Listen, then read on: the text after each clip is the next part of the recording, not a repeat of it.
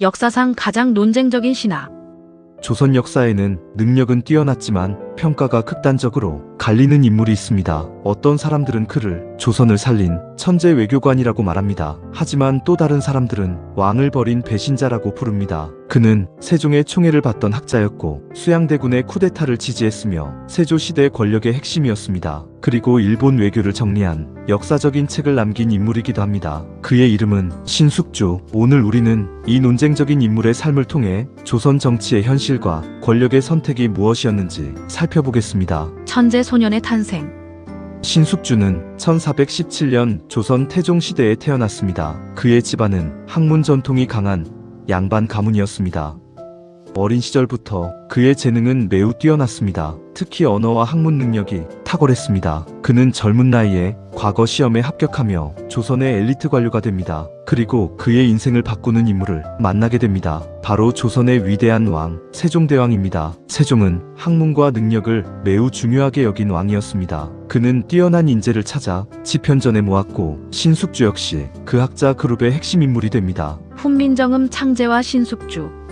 15세기 초 조선은 중대한 문화적 변화를 맞이하고 있었습니다. 바로 새로운 문자, 훈민정음의 창제였습니다. 세종은 백성들이 쉽게 읽고 쓸 수 있는 문자를 만들고자 했습니다. 그리고 이 프로젝트에는 많은 학자들이 참여했습니다. 그 가운데 한 명이 신숙주였습니다. 그는 특히 외국어 발음 연구에 중요한 역할을 합니다. 당시 세종은 중국 의문학을 연구하기 위해 명나라까지 학자를 보내기도 했습니다. 신숙주는 이러한 연구 과정에서 중국어 발음 체계를 조사하는 일을 맡았습니다. 그 결과 훈민정음의 의문 체계를 연구하는데 큰 도움을 주게 됩니다. 이 시기 신숙주는 세종이 매우 신뢰하는 학자로 성장합니다. 외교 전문가의 탄생.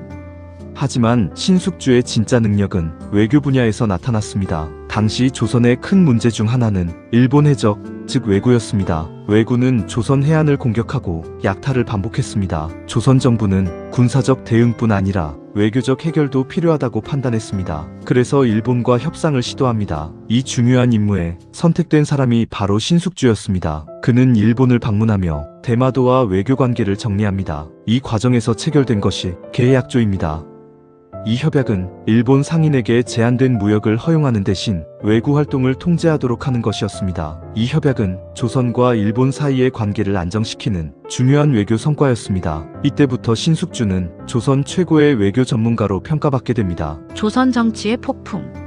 하지만 조선 정치에는 곧 큰 변화가 일어납니다. 1452년 어린 왕이 즉위합니다. 그가 바로 단종입니다. 단종은 겨우 12세였습니다. 이 때문에 정치는 대신들이 운영하게 됩니다. 그리고 왕실 내부에서는 권력 갈등이 시작됩니다. 단종의 삼촌 수양대군이 권력을 누리기 시작한 것입니다. 이 인물이 바로 훗날 왕이 되는 수양대군입니다. 1453년 결국 사건이 발생합니다. 바로 계유정난. 수양대군은 정적이었던 김종서를 제거하고 정권을 장악합니다. 이 사건은 조선 역사상 가장 유명한 쿠데타 중 하나였습니다. 그리고 이 과정에서 신숙주는 수양대군 편에 서게 됩니다. 역사적 논쟁.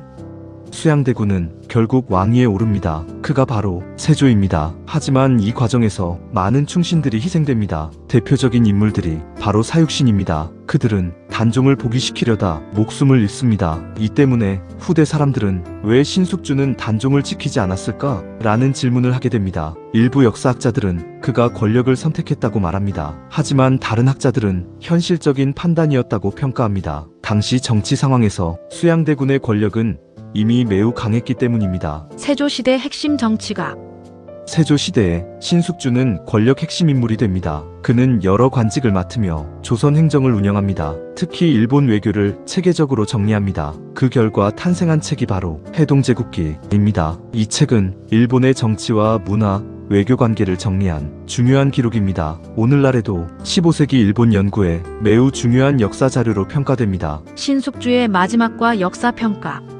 신숙주는 1475년 세상을 떠납니다. 그는 평생 동안 세종시대 학자, 세조시대 정치가, 조선 외교 전문가라는 다양한 역할을 했습니다. 하지만 그의 이름은 지금까지도 논쟁 속에 있습니다. 어떤 사람들에게 그는 왕을 버린 배신자입니다. 하지만 다른 사람들에게 그는 현실을 읽은 정치가입니다. 그래서 신숙주는 조선 역사에서 가장 복잡한 평가를 받는 인물 중 하나입니다. 그리고 그 질문은 지금도 남아 있습니다. 과연 신숙주는 배신자였을까요? 아니면 아니면 조선을 위해 현실을 선택한 정치가였을까요?